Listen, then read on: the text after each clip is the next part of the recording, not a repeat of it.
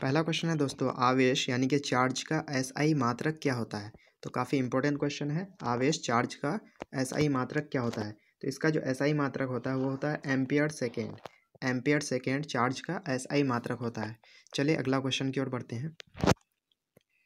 अगला क्वेश्चन है, ampere second को किस नाम से जाना जाता है। जैसा कि हम लोगों ने अभी देखा, जो एम्पियर सेकेंड ये चार्ज का एसआई यूनिट है और इसी को कूलम के नाम से जाना जाता है। तो इस तरह से चार्ज का एसआई यूनिट कूलम हो जाएगा, यानी कि एम्पियर सेकेंड भी चार्ज का एसआई यूनिट होता है और एम्पियर सेकेंड को ही कूलम, एक जो वैज्ञानिक थे उसी के नाम पर कूलम उसको नाम रखा गया है, यानी कि एम्पियर सेकेंड को। चलिए नेक्स्ट क्वेश्चन की ओर बढ़ते हैं। अगला क्वेश्चन है, आवेश का विमा क्या होता है। विमा मीन्स डायमेंशन, तो काफ़ी इंपॉर्टेंट है ये। तो आवेश का जो विमा होता है M not L not T A, या सिर्फ और सिर्फ टी ए भी दिया हुआ हो सकता है, या M not L not T I, यानी कि M not L not T A भी होता है, M not L not T I भी होता है। तो आवेश का ये डायमेंशन हो गया, यानी कि विमा। चलिए नेक्स्ट क्वेश्चन की ओर बढ़ते हैं। नेक्स्ट क्वेश्चन है, आवेश कैसी राशि है, यानी कि चार्ज कैसी राशि है। तो इसका जो सही आंसर होगा वो हो जाएगा अदिश राशि, यानी कि इंग्लिश में स्केलर क्वांटिटी। तो आवेश एक अदिश राशि है। चलिए आगे बढ़ते हैं। आगे है, आवेश का सीजीएस मात्रक यानी कि सीजीएस यूनिट क्या होता है। सीजीएस मतलब सेंटीमीटर ग्राम सेकेंड, यूनिट क्या होता है। तो इसका जो राइट आंसर होगा वो हो जाएगा ईएसयू। ईएसयू यानी कि इलेक्ट्रोस्टैटिक यूनिट, या फिर इसको स्टेट कॉलम भी बोलते हैं। तो ध्यान रखेंगे, काफ़ी इंपॉर्टेंट क्वेश्चन है। इलेक्ट्रोस्टैटिक यूनिट, इसको स्टेट कूलम भी कहा जाता है। यही आवेश का एसआई मात्रक है, सॉरी सीजीएस मात्रक है। चलिए नेक्स्ट क्वेश्चन की ओर बढ़ते हैं। नेक्स्ट क्वेश्चन कह रहा है, एक कूलम में कितने ईएसयू होते हैं। जैसा कि अभी हम लोगों ने पढ़ा, ईएसयू आवेश का सीजीएस मात्रक है। तो एक कूलम में कितने ईएसयू होते हैं। तो इसका जो सही आंसर होगा वो 3 × 10⁹ ईएसयू, यानी कि 3 × 10⁹ ईएसयू होता है। यानी कि कूलम बड़ा होता है, ईएसयू छोटा होता है। अगला क्वेश्चन है, आवेश का दूसरा मात्रक क्या होता है। जैसे कि हम लोगों ने अभी देखा, आवेश का एसआई मात्रक हो गया आवेश का एसआई मात्रक हो गया कूलम, उसके बाद सीजीएस मात्रक हो गया ईएसयू। उसी तरह से और अदर जो यूनिट होते हैं वो होते हैं ईएमयू, यानी कि इलेक्ट्रोमैग्नेटिक यूनिट, या एब्सोल्यूट कूलम, और एब्सोल्यूट कूलम को ही शॉर्ट में ए बी कूलम भी कहा जाता है। चलिए अगला क्वेश्चन की ओर बढ़ते हैं। अगला क्वेश्चन है, एक ईएमयू में कितने कूलम होते हैं। एक ईएमयू में कितने कूलम होते हैं। ईएमयू यानी कि इलेक्ट्रोमैग्नेटिक यूनिट। तो एक ईएमयू में 10 कूलम होते हैं, यानी कि ईएमयू कूलम से बड़ा होता है, और कूलम जो है एसआई मात्रक है किसका, चार्ज का। चलिए नेक्स्ट क्वेश्चन की ओर बढ़ते हैं हम लोग। नेक्स्ट क्वेश्चन कह रहा है, एक ईएमयू में कितने ईएसयू होते हैं। तो ईएसयू चार्ज का सीजीएस यूनिट, और ईएमयू अदर यूनिट। तो एक ईएमयू में 3 × 10⁻10 ईएसयू होता है, यानी कि 3 × 10⁻10 ईएसयू। अगला क्वेश्चन है, आवेश की सबसे छोटी इकाई क्या है। काफ़ी इंपॉर्टेंट क्वेश्चन है ये आपके बोर्ड एग्जाम के लिए। तो आवेश की जो सबसे छोटी इकाई है वो फ्रैंकलिन है, तो ध्यान रखेंगे। नेक्स्ट क्वेश्चन की ओर बढ़ते हैं। नेक्स्ट क्वेश्चन है, आवेश की बड़ी इकाई क्या है। आवेश की बड़ी इकाई, तो काफ़ी इंपॉर्टेंट क्वेश्चन, मोस्ट वीवीआई इसको बोल सकते हैं। यह है फैराड, यानी कि आवेश की जो सबसे बड़ी इकाई होती है वो होती है फैराड। अगला क्वेश्चन है, एक फैराड में कितने कूलम होते हैं। एक फैराड में कितने कूलम होते हैं। तो ये हो जाएगा 96,487, या फिर इसको हम लोग लगभग में बोलते हैं 96,500 कूलम। तो जैसा आपको ऑप्शन में दिया हुआ है उसी तरह से आप लोग टिक लगाएंगे। तो काफ़ी इंपॉर्टेंट, इसको मोस्ट वीवीआई बोल सकते हैं हम लोग। ये काफ़ी इंपॉर्टेंट क्वेश्चन हो जाएगा आपके बोर्ड एग्जाम के लिए, यानी कि एक फैराड में 96,500 कूलम होते हैं। चलिए नेक्स्ट क्वेश्चन की ओर बढ़ते हैं। नेक्स्ट क्वेश्चन कह रहा है, आवेश का खोजकर्ता किसे माना जाता है। यहाँ किसे होगा, सॉरी। आवेश का खोजकर्ता किसे माना जाता है, यानी कि आवेश की खोज किसने की। तो ये है थेल्स। थेल्स को माना जाता है आवेश का खोजकर्ता। चलिए नेक्स्ट क्वेश्चन की ओर बढ़ते हैं। नेक्स्ट क्वेश्चन कह रहा है, आवेश की खोज कब की गई। आवेश की खोज यानी कि थेल्स ने कब की। तो इसका जो सही आंसर होगा वो 600 BC, यानी कि बिफोर क्राइस्ट, यानी कि ईसा पूर्व 600 ईसा पूर्व में आवेश की खोज की गई थी। अगला क्वेश्चन है, आवेश को 2 भागों में किसने बांटा। 2 भाग, यानी कि एक पॉजिटिव चार्ज और एक निगेटिव चार्ज, यानी कि धनात्मक आवेश और ऋणात्मक आवेश।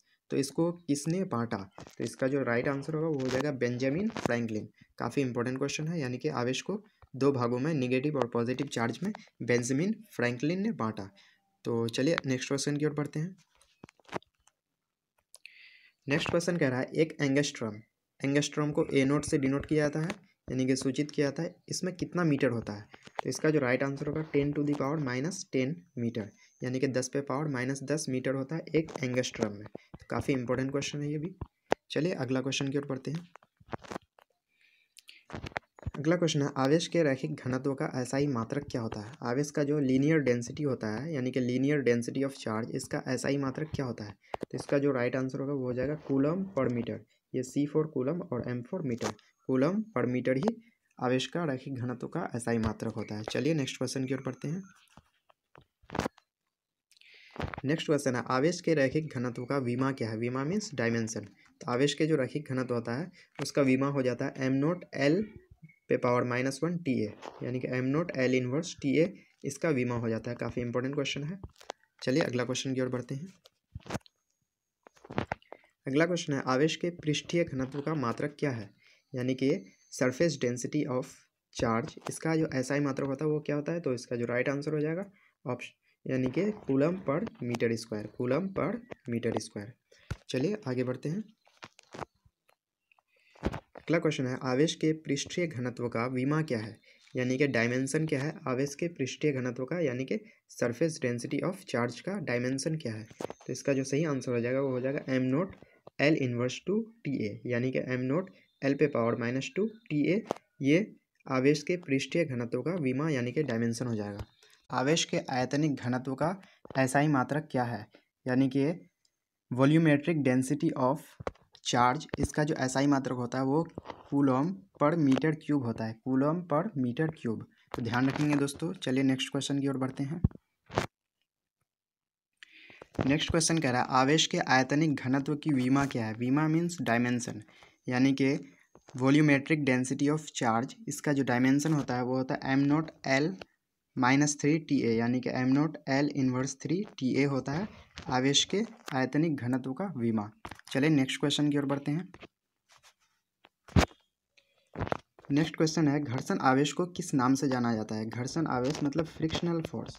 फ्रिक्शन के कारण जो चार्ज उत्पन्न होता है उसको बोलते हैं घर्षण आवेश। तो इसको और दूसरे नाम से जाना जाता है स्थिर आवेश, यानी कि स्टैटिक चार्ज। तो ध्यान रखेंगे, काफ़ी इंपॉर्टेंट क्वेश्चन है ये आपके बोर्ड एग्जाम के लिए। चलिए नेक्स्ट क्वेश्चन की ओर बढ़ते हैं। नेक्स्ट क्वेश्चन है आवेश को उत्पन्न करने के कितने विधि हैं? यानी कि आवेश को कितने विधियों के द्वारा उत्पन्न किया जा सकता है? तो इसका जो राइट आंसर होगा वो हो जाएगा 3, यानी कि 3 विधियों के द्वारा उत्पन्न किया जा सकता है। तो अब कौन कौन सी विधि है इसको हम लोग सब्जेक्टिव क्वेश्चंस में कवर करेंगे। अगला क्वेश्चन है स्थिर वैद्युत बल कितने प्रकार के होते हैं? यानी कि इलेक्ट्रोस्टैटिक जो फोर्स होते हैं वो कितने तरह के होते हैं? तो वो 2 तरह के होते हैं। चलिए नेक्स्ट क्वेश्चन की ओर बढ़ते हैं। नेक्स्ट क्वेश्चन कह रहा है सजातीय आवेशों के बीच होता है। सजातीय मतलब लाइक चार्जेस, यानी कि जो एक तरह के चार्जेज होते हैं उसके बीच होता है विकर्षण, यानी कि रिपल्सन, यानी कि वो एक दूसरे को रिपेल करते हैं, एक दूसरे को धक्का देते हैं। अगला क्वेश्चन है विजातीय आवेशों के बीच होता है, यानी कि जो अनलाइक चार्जेस होते हैं, अलग अलग तरह के चार्ज होते हैं, यानी कि पॉजिटिव और नेगेटिव, तो इनके बीच आकर्षण होता है, यानी कि वो एक दूसरे को अट्रैक्ट करते हैं, एक दूसरे को खींचते हैं। तो काफ़ी इंपॉर्टेंट क्वेश्चन है ये। चलिए नेक्स्ट क्वेश्चन की ओर बढ़ते हैं। नेक्स्ट क्वेश्चन काफ़ी इंपॉर्टेंट क्वेश्चन है, वेरी इंपॉर्टेंट क्वेश्चन इसको हम लोग कह सकते हैं। हवा या निर्वात की वैद्युतशीलता यानी कि इलेक्ट्रोपरमिटिविटी कितनी होती है? तो इसका जो राइट आंसर होगा 8.85 मल्टीप्लाई 10⁻⁻12 कूलम स्क्वायर पर न्यूटन पर मीटर स्क्वायर, यानी कि हवा या निर्वात की वैद्युतशीलता जो होती है इलेक्ट्रिक परमिटिविटी वो होती है 8.85 मल्टीप्लाई 10⁻⁻12 इतनी होती है कूलम स्क्वायर पर न्यूटन मीटर स्क्वायर, यानी कि ये इसका यूनिट हो गया। तो ध्यान रखेंगे इलेक्ट्रोपरमिटिविटी का जो यूनिट होता है यानी कि वैद्युतशीलता का कूलम स्क्वायर पर न्यूटन पर मीटर स्क्वायर होता है, और इसका जो पूरा मान होता है हवा या निर्वात में वैद्युतशीलता का वो होता है 8.85 मल्टीप्लाई 10⁻⁻12। तो काफ़ी इंपॉर्टेंट क्वेश्चन है ये, ध्यान रखिएगा इसको आप ज़रूर। चलिए नेक्स्ट क्वेश्चन की ओर बढ़ते हैं। नेक्स्ट क्वेश्चन हवा या निर्वात के लिए स्थिर वैद्युत बल का मान कितना होता है? यानी कि हवा, एयर या वैक्यूम के लिए इलेक्ट्रोस्टैटिक फोर्स का वैल्यू कितना होता है, मान कितना होता है? तो ये हो जाता है 9 × 10⁻⁹ Q1 Q2 upon R square, यानी कि 9 multiply 10⁻⁹ Q1 Q2 upon R square. Q मतलब Q1 हो गया एक चार्ज और Q2 दूसरा चार्ज और R हो गया उसके बीच की दूरी यानी कि डिस्टेंस। चलिए नेक्स्ट क्वेश्चन की ओर बढ़ते हैं।